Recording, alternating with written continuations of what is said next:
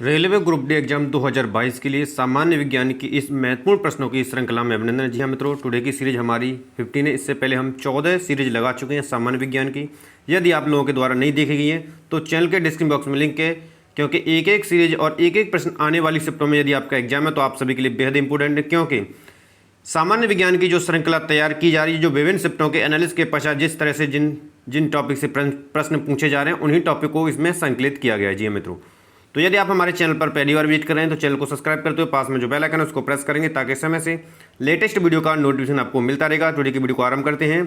तो प्रश्न है टुडे की वीडियो का, प्रकाश संश्लेषण क्रिया में ऑक्सीजन गैस निकलती है। अब सबसे पहले प्रश्न को समझना है, फिर ऑप्शन को देखना है कि ऑप्शन किस प्रकार के दिए हुए हैं। ठीक है, तो यहाँ से ऑप्शन को आप रीड करेंगे और तुरंत ही स्वयं से आप सही आंसर लगाने की कोशिश करेंगे, क्योंकि जब तक आप स्वयं से आंसर नहीं लगाएंगे तब तक प्रश्न नहीं बनता है। तो यहाँ से इसका राइट आंसर ऑप्शन बी हो जाएगा, जल से। यानी कि प्रकाश संश्लेषण की अभिक्रिया में ऑक्सीजन जो गैस निकलती है वो जल से निकलती है अभिक्रिया करने पर। ठीक है, याद रखेंगे।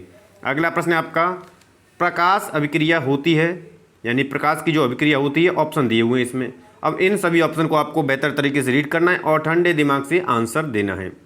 ठीक है, तो प्रकाश संश्लेषण की जो अभिक्रिया होती है, प्रकाश अभिक्रिया होती है, वो हरित लवक के ग्रेना में होती है। हरित लवक के ग्रेना में, जिस तरह ऑप्शन दिया है उसी तरह हमें जवाब देना है। ठीक है, नेक्स्ट है आपका, क्लोरोप्लास्ट के ग्रेना में बनते हैं, यानी क्लोरोप्लास्ट होता है उसके ग्रेना में कौन कौन से बनते हैं पदार्थ यहाँ पर दिए हुए हैं। ठीक है, प्रश्न को रीड कीजिए।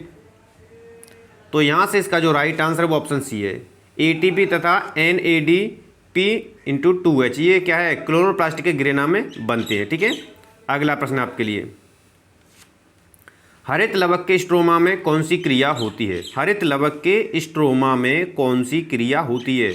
एक एक प्रश्न इंपॉर्टेंट है, क्योंकि इसी प्रकार के प्रश्न आपके प्रश्न पूछे जा रहे हैं विभिन्न शिफ्टों में, तो याद रखेंगे। तो यहाँ से जो राइट आंसर है वो ऑप्शन बी है, अप्रकाशीय अभिक्रिया होती है हरित लवक के स्ट्रोमा में। ठीक है, अगला प्रश्न आपका, पादपों में वायु प्रदूषण कम करने वाली प्रक्रिया है। जो वायु प्रदूषण होता है उसको कम करने वाली क्रिया को कहते हैं पादपों, यानी कि पेड़ पौधों में। तो यहाँ से इसका राइट आंसर है ऑप्शन बी, प्रकाश संश्लेषण है। पाइरुवेट के विखंडन में यह कार्बन डाइऑक्साइड, जल तथा ऊर्जा देता है और यह क्रिया होती है। अब यह क्रिया कहाँ पर होती है ये आपको देखना है, ऑप्शन के अकॉर्डिंग देखना है, जवाब देना है। तो यहाँ से इसका राइट आंसर है ऑप्शन बी, माइक्रोकॉन्ड्रिया में। ठीक है, अगला प्रश्न, स्वपोषी पोषण के लिए आवश्यक है। जो स्वयं अपना पोषण करते हैं वे स्वपोषी पौधे कहलाते हैं। ठीक है, अब उनके लिए आवश्यक क्या है, तो देखिए कार्बन डाइऑक्साइड तथा जल, क्लोरोफिल, सूर्य का प्रकाश, ये सभी आवश्यक हैं। यानी कि आंसर यहाँ से हो जाएगा ऑप्शन डी, उपयुक्त सभी इसके लिए आवश्यक हैं। ठीक है, अगला प्रश्न, आहार नाल की सी के आकार की संरचना है। सी के आकार की संरचना होती है। ठीक है, ऑप्शन दिए हुए हैं, उन्हें देखना है और किसकी जो है आकृति सी के आकार की होती है। तो यहाँ से जो राइट आंसर है वो ऑप्शन बी है, ग्रहणी की आकृति जो होती है आहारनाल की सी की आकृति की संरचना के रूप में होती है। ठीक है, नेक्स्ट है आपका, मनुष्य की ग्रास नली की लंबाई होती है। तो यहाँ से इसका राइट आंसर, तो राइट आंसर आपका हो जाएगा ऑप्शन बी, ग्रास नली की जो लंबाई होती है वो 25 से लेकर 30 सेंटीमीटर तक होती है। ठीक है, मनुष्य की। नेक्स्ट है आपका, मनुष्य में लार ग्रंथियों की संख्या होती है। जोड़ियाँ दी हुई हैं, तो ध्यान से याद रखना है कि कितनी जोड़ियाँ होती हैं लाल ग्रंथियों की संख्या। तो यहाँ से इसका राइट आंसर है ऑप्शन बी, 3 जोड़ी होती हैं मनुष्य में लार ग्रंथियों की संख्या। ठीक है, अगला प्रश्न आपका, क्रम्य रूप परिशेषिका का भाग है। क्रम्य रूप परिशेषिका का भाग है, ऑप्शन को रीड करना है, ऑप्शन रीड करेंगे और बेहतर तरीके से आप जवाब देंगे। ठीक है, तो यहाँ से इसका जो राइट आंसर है वो ऑप्शन सी है, बड़ी आंत कोलेन। ठीक है, अगला प्रश्न है, मनुष्य के या मनुष्य में दूध के दांतों की संख्या कितनी होती है।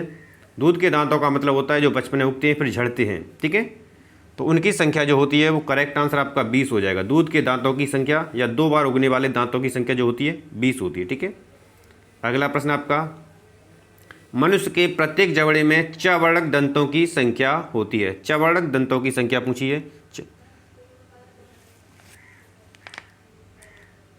तो यहाँ से जो राइट आंसर है वो ऑप्शन 6 है। ठीक है, करेक्ट हो जाएगा।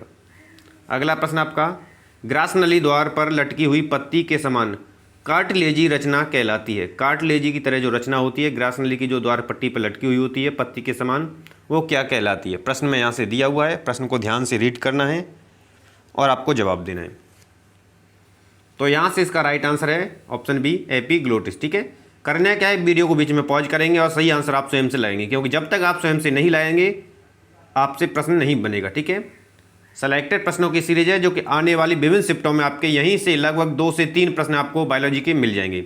यकृत स्रावित करता है, या पूछा जाता है कि यकृत कौन सा रस स्रावित होता है, या उस रस का नाम दे करके ये दिए होते हैं। ठीक है, तो याद रखना है आपको। तो यहाँ से आपका राइट आंसर है पित्त रस। ठीक है, यकृत के द्वारा जो स्रावित होता है वो पित्त रस का होता है। ठीक है, अगला, आहार नाल के पेशीय संकुचन को कहते हैं। आहार नाल है जिसका पेशीय संकुचन होता है, उसे क्या कहते हैं, ये पूछा गया है प्रश्न में। तो यहाँ से इसका राइट आंसर हो जाएगा ऑप्शन बी, क्रमांकुचन किया जाता है। ठीक है, तो यहाँ से प्रश्न है जठर रस स्रावित होता है, तो यहाँ से आंसर हो जाएगा ऑप्शन सी, आमाशय से। ठीक है, अगला प्रश्न, स्टेप्सिन एंजाइम क्रिया करता है। जो स्टेप्सिन एंजाइम है वो क्रिया करता है। प्रश्न को ध्यान से रीड करना है और जवाब देना है। तो यहाँ से इसका राइट आंसर हो जाएगा ऑप्शन सी, बसा पर। अगला प्रश्न है आपका, निम्न में से विटामिन का कौन सा जोड़ा जल में घुलनशील है? कौन सा जोड़ा है जो जल में घुलनशील है विटामिन, कौन सा जल में अघुलनशील है, ये भी पूछा जाता है। ठीक है, तो जल में जो घुलनशील विटामिन है वो बी और सी है, यानी कि ऑप्शन बी करेक्ट हो जाएगा। और बाकी विटामिन जो हैं जल में घुलनशील नहीं हुए, यानी कि अघुलनशील होती हैं। ठीक है, नेक्स्ट है आपका, विटामिन सी का अच्छा स्रोत है। यहाँ से ऑप्शन को अकॉर्डिंग देखना है कि भाई ऑप्शन के कौन सा ऑप्शन बेहतर हो सकता है।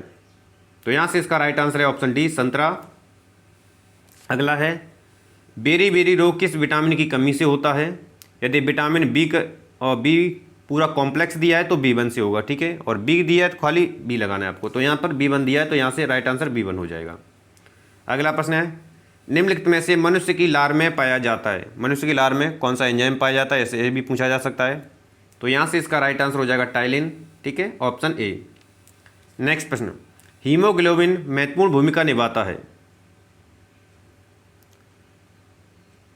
तो यहाँ से इसका जो राइट आंसर है वो ऑप्शन बी है, श्वसन में अपनी महत्वपूर्ण भूमिका निभाता है हीमोग्लोबिन। ठीक है, अगला प्रश्न आपके लिए, ऊर्जा की मुद्रा है। ऊर्जा की जो मुद्रा होती है उसे एटीपी कहा जाता है, यानी आंसर यहाँ से सी हो जाएगा करेक्ट। ठीक है, अगला प्रश्न, ग्लाइकोलाइसिस की प्रक्रिया संपन्न होती है। ग्लाइकोलाइसिस होती है, उसकी जो प्रक्रिया संपन्न होती है कहाँ पर होती है? ऑप्शन में दिए हुए हैं, प्रश्न को ध्यान से रीड करना है। आंसर यहाँ से आपका हो जाएगा ऑप्शन ए, कोशिका द्रव्य में। ग्लाइकोजेनेसिस क्रिया में बनता है, यानी कि जो ग्लाइकोजेनेसिस क्रिया होती है उसमें क्या बनता है, यहाँ ऑप्शन में दिए हुए हैं। एक एक प्रश्न को, एक एक ऑप्शन को बेहतर तरीके से रीड करना है, क्योंकि आने वाली शिफ्टों में आपका प्रश्न यहाँ से निश्चित रूप से तैयार होना है। ठीक है, तो यहाँ से आपका राइट आंसर हो जाएगा ग्लूकोज। ठीक है, और ग्लूकोज आपके ऑप्शन ए में है। अगला, ग्लाइकोलाइसिस के अंत में एटीपी यानी कितने एटीपी अणुओं का लाभ होता है?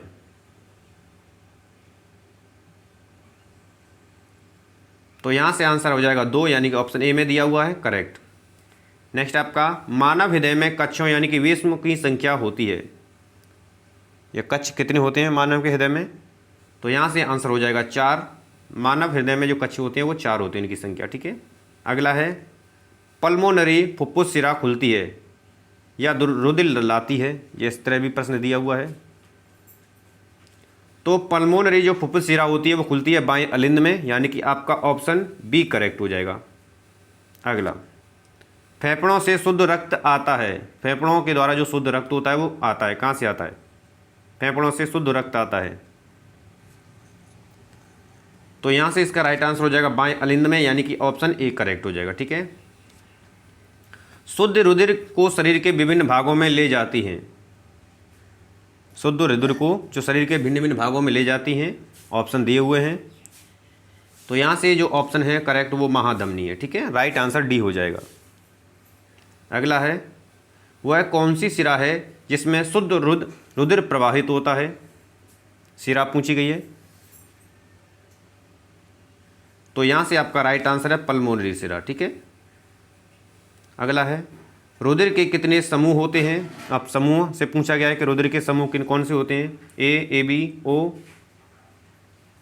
नेगेटिव, तो याद रखना है 4 होते हैं आपके। ऑप्शन सी करेक्ट हो जाएगा, ठीक है। अगला प्रश्न, रक्त का रंग जो लाल है वो किस पदार्थ की उपस्थिति के कारण होता है? तो ऑप्शन भी देखने किस तरह ऑप्शन में दिए हुए हैं, तो यहाँ से जो राइट आंसर है वो हीम हो जाएगा, ठीक है। Option A correct. अगला प्रश्न है, लसिका में नहीं पाया या पाई जाती है, लसिका में जो है नहीं पाई जाती है, प्रश्न को रीड करना है। तो लसिका में जो नहीं पाई जाती हैं वो लाल रुधिर कणिकाएं, यानी ऑप्शन ए करेक्ट हो जाएगा यहाँ से, ठीक है। अगला है, पौधों में पत्तियों तक जल एवं खनिज लवण स्थानांतरित होते हैं। पौधों में पत्तियों तक जल और जो खनिज लवण होते हैं वो किसके द्वारा स्थानांतरित होते हैं, इस तरह भी पूछा जा सकता है। तो यहाँ से इसका राइट आंसर आएगा आपका जाइलम, ऑप्शन बी करेक्ट हो जाएगा, ठीक है, जाइलम के द्वारा। पादप में जाइलम उत्तरदायी है,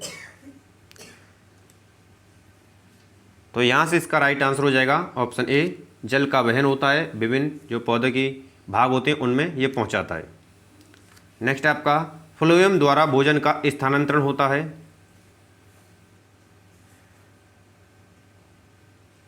तो फ्लोएम के द्वारा भोजन का जो स्थानांतरण होता है वो सुक्रोज के रूप में होता है, यानी आंसर आपका ए हो जाएगा यहाँ से करेक्ट, ठीक है। अगला प्रश्न आपका, पौधों में भोजन का स्थानांतरण होता है। देखिए भिन्न भिन्न प्रश्नों को लैंग्वेज को चेंज करके पूछा जा रहा है, तो याद रखना है, ठीक है। तो यहाँ से आपका राइट आंसर हो जाएगा ऑप्शन बी, फ्लोएम द्वारा, ठीक है। भोजन का स्थानांतरण फ्लोएम के द्वारा, जल का स्थानांतरण जाइलम के द्वारा, ठीक है, याद रखना ये। नेक्स्ट आपका, डिक्सन एवं जॉली संबंधित है। डिक्सन एवं जॉली संबंधित है, तो यहाँ से इसका राइट आंसर हो जाएगा ऑप्शन ए, रसारोहण से। अगला है, निम्नलिखित में से कौन सा त्वचा का कार्य नहीं है? तो यहाँ से ऑप्शन देखते ही समझ आ गया, ऑप्शन सी करेक्ट हो जाएगा, लैंगिक लक्षण। नेक्स्ट है आपका, मनुष्य में दुग्ध ग्रंथि रूपांतरित रचना है। प्रश्न को रीड करना है। तो यहाँ से जो राइट आंसर है वो ऑप्शन बी हो जाएगा, तेल ग्रंथि की, ठीक है। अगला है, अमोनिया का यूरिया में परिवर्तन करता है। तो यहाँ से इसका राइट आंसर हो जाएगा ऑप्शन बी, यकृत। मनुष्य में वृक्क एक तंत्र का भाग है जो संबंधित है। तो यहाँ से इसका राइट आंसर हो जाएगा ऑप्शन सी, उत्सर्जन से, ठीक है। अगला प्रश्न आपका, बोमेन संपुट भाग है।